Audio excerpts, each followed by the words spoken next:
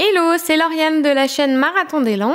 Bienvenue dans ce nouveau podcast, dans les nouveaux défis de l'été pour garder le rythme avec les langues tout l'été, même à la plage.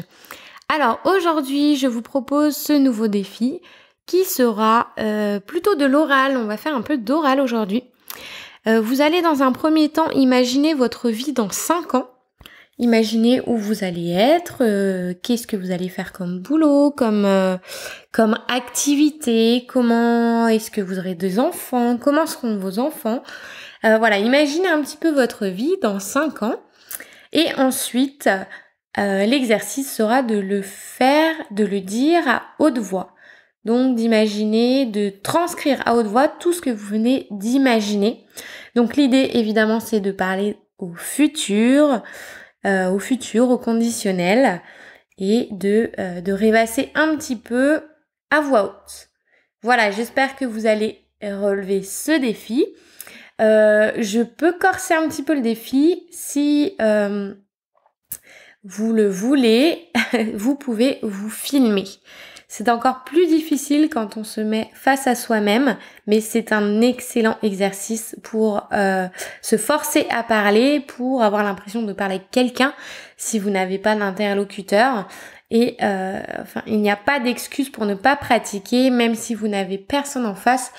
Ce n'est pas une excuse pour ne pas pratiquer votre oral. Et rappelez-vous, l'oral est extrêmement important quand on apprend une langue. C'est d'ailleurs ce qui nous fait pécher à l'école.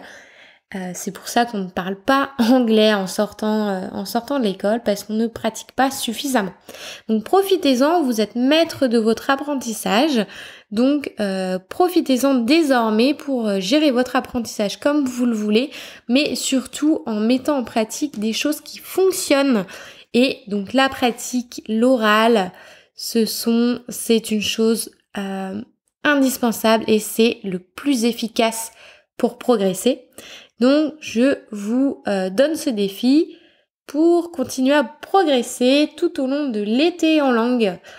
Voilà, j'espère que vous allez relever le défi. N'hésitez pas à mettre dans les commentaires votre petite histoire, même si vous pouvez même le mettre par écrit dans la langue que vous êtes en train d'apprendre. Ça serait un très bon exercice complémentaire.